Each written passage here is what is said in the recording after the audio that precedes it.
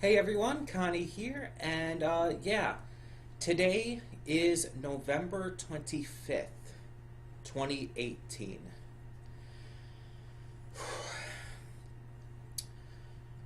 1 year ago today, I officially came out as trans. And I won't say that this year has been amazing. I won't say that it's been the best year of my life because of it, but it's been a huge weight off my shoulders.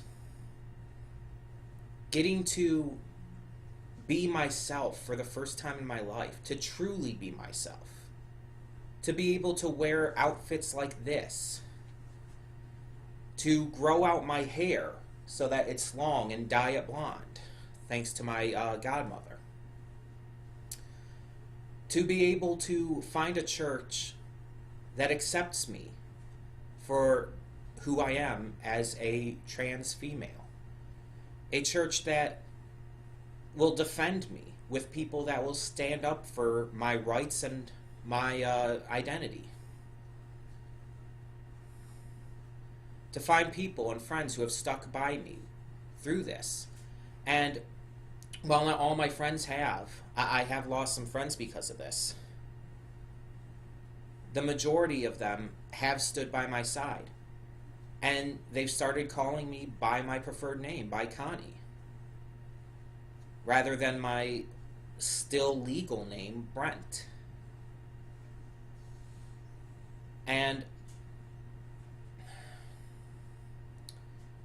it's admittedly been a tough year. There's been a lot that's been tough about it. A lot of the clothes I've gotten, a lot of the stuff I've gotten to help myself to express myself better as a girl has had to come from crowdfunding, basically. I've had to ask people for money because, I don't currently have a job, and it's been hard, especially since coming out, to find a job that will hire me, that will even give me an interview. It's been hard in a lot of ways. I had to leave my old church. A lot of my families still aren't fully accepting. I live with my father, who's notably transphobic.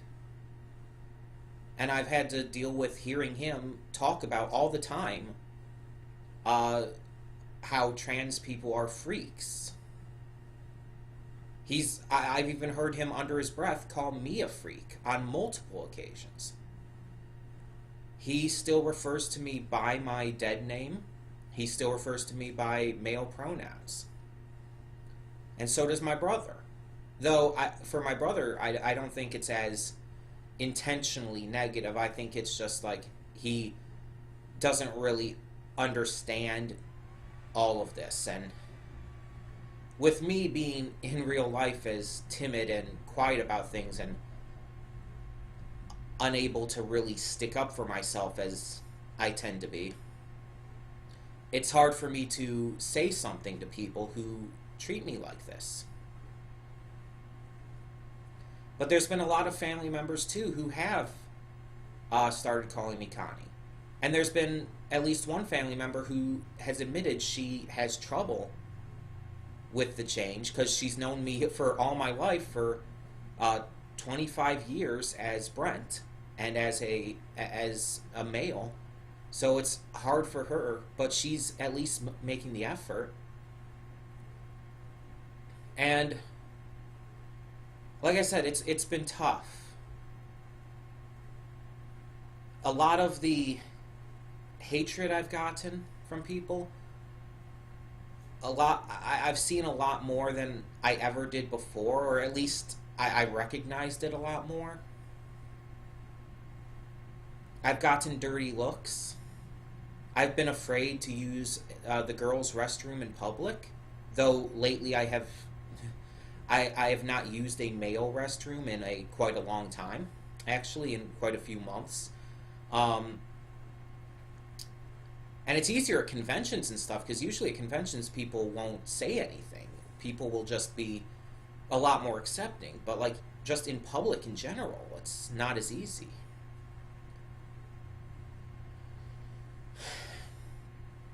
And I mean, I still look at myself in the mirror every day, and I'm upset by what I see. I'm upset by the face that stares back at me. When I record videos, I a lot of times see myself with a little bit of stubble because I haven't shaved yet. And it upsets me because I'm not comfortable with my body. In this year since everything, really, I have not become comfortable with my body, and I've actually become more and more uncomfortable. The fact that I have this face, the fact that I need to wear fake breasts, the fact that I have a penis, it makes me extremely uncomfortable. But getting that kind of stuff changed, even just as much as getting HRT, or hormone replacement therapy, for those who might not know, it's expensive. It's something I can't afford not having a job. I can't afford to go to a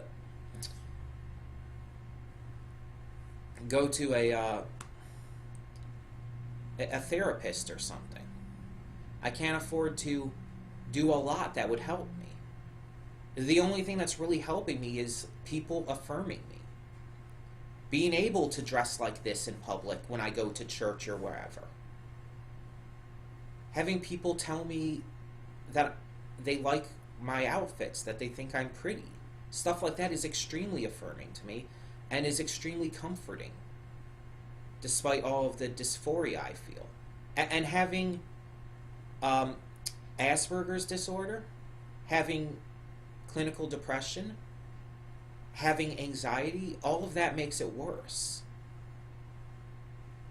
And it's hurt a lot this past year, since I really came to terms with being trans, and since I came out. There's been a lot that's bothered me about it. And there's been a lot that I just haven't been able to fix. One thing of note is my voice. Like, I really don't like my voice. I've tried, just when I'm on my own, talking in a higher pitched voice, trying to sound more feminine, and it just always sounds so fake to me. And it's just, every time I record a reaction for you guys, every time I do any kind of video and I listen back to it and hear my voice in it, it's just, it's hard for me. But you guys have been so accepting of the change. You guys have been so welcoming of Connie. And some of you have made the mistake sometimes. Some of you have said, have used he, him pronouns for me. But when told about it, you guys usually are quick to apologize and fix things. So it's nice to see that there are people out there willing to do that. And I know it's hard for a lot of people. I know a lot of people don't understand this. Because let's be honest, it's not the norm. It's not what people have been raised to know. While transgendered people have been around for a long, long time, it only really began getting more commonplace in the recent, 20, 30 years. A lot of trans people in the decades and decades before this have just been so afraid to come out that they never have. But now that it's becoming a lot more, for lack of a better term, mainstream, more and more people are feeling comfortable coming out. And those of us who already have are giving that courage to them. I was encouraged so much by musician, author, and activist Kieran Strange, a out trans man who is a common guest at YomaCon, which I go to every year. He encouraged me greatly. And it was last year at YomaCon, it was his words and the words of a mutual friend of ours that really just gave me the courage to come out. And I know there's a lot of people, like I said, out there that aren't out, that have to hide this from friends, from family, that are too afraid. And it sucks that our world is still at that point where there are people who have to hide it. Where just the other day, on Transgender Day of Remembrance, we looked back at all of these people in the past year who were killed, who committed suicide, who died just because of who they are. Because other people couldn't handle it, because other people couldn't find any shred of common decency to treat them like the people they are. And it scared me, I'll be honest. I am afraid of what this future holds for trans people. I'm afraid for what a lot of us have already gone through. I'm terrified that one of these days I might be next. But I can't live the lie anymore. I can't pretend to be a guy when I'm not. I have to be comfortable with being myself. Even if it does make me uncomfortable. If it makes me uncomfortable to be myself in this world that just doesn't accept me yet, I have to find those places and those people who will. I have to surround myself with people I know are there for me. And ever since I started doing that, it's been a lot better. It's not been perfect. My fears haven't gone away. But since I started going to this new church, since I started hanging out with other trans people, going to just random events, like me and a group of them went to a Tigers game. Baseball, for those who may not know who the Tigers are in other countries and stuff. We went to a Tigers game. And it was awesome. I enjoy baseball, so I had a lot of fun. And we weren't doing anything inherently trans or anything. We were just out in public enjoying a baseball game. I've gone to different events with friends from my church. I go to a weekly game night at the bar near me, Dragon Meat. And the people there always refer to me as Connie. And those who know me there use she, her pronouns. The only ones who don't are the ones who don't really know me.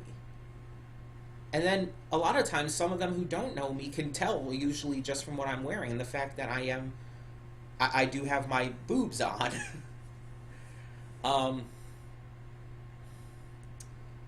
I'm making this video, though,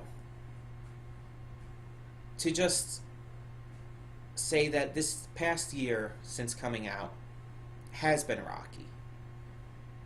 It hasn't been perfect, and this next year won't be either. I'm still going to have these fears. I'm still going to have these worries.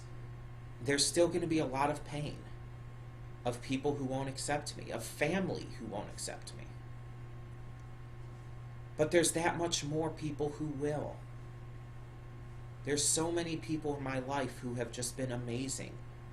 And surrounding myself with them has been one of the greatest things I've ever gotten a chance to do. It's helped so much. And it's just made life that much better for me. I'm able to go out dressed like this. This outfit that a friend gave to me for free. An outfit that she, another trans woman, specifically went out and bought for me. Because she knew I needed clothes.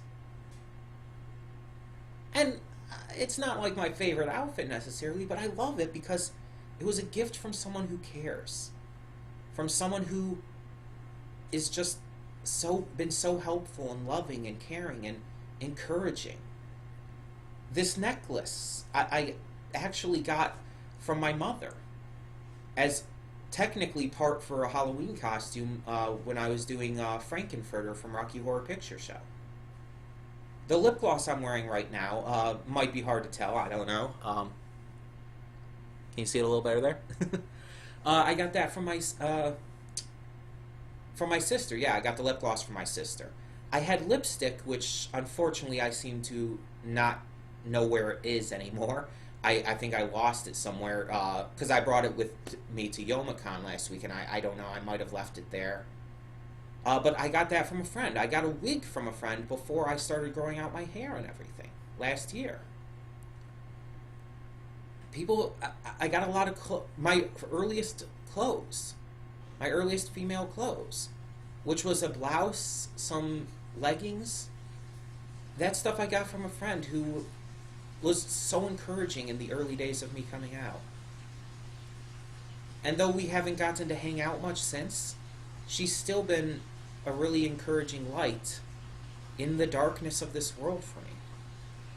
So I'm making this video not to necessarily just celebrate a year of being out. I'm making this video to let you guys know that this is who I am. I'm Connie. I'm a 26-year-old trans girl.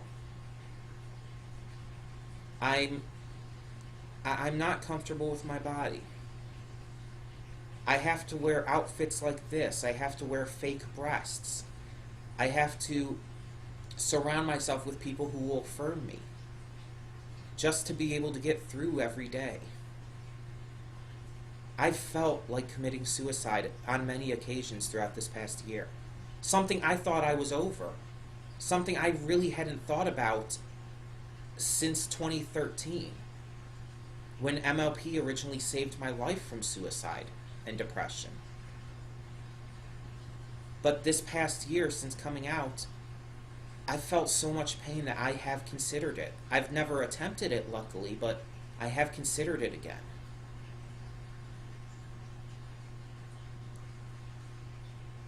And so I wanted to make this video not just to let you guys know what's going on, not to just celebrate being out for an entire year now, but for myself.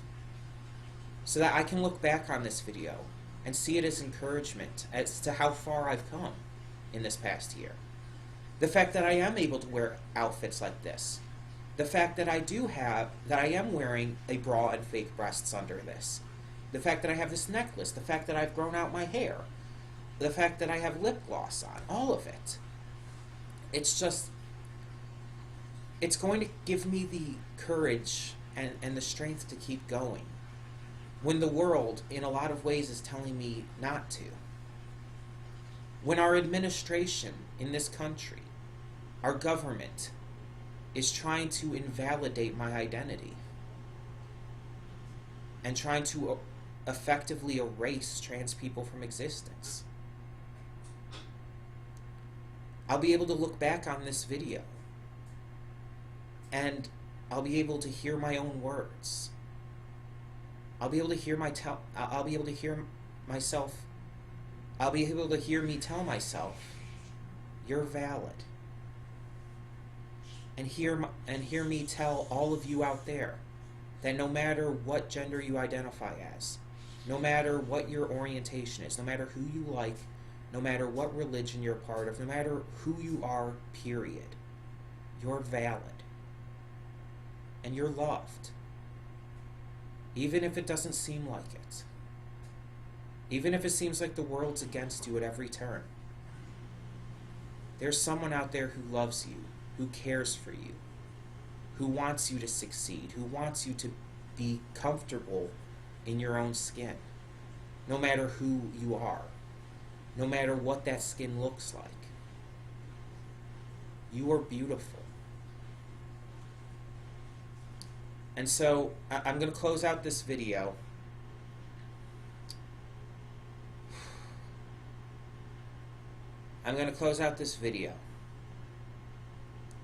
by saying this.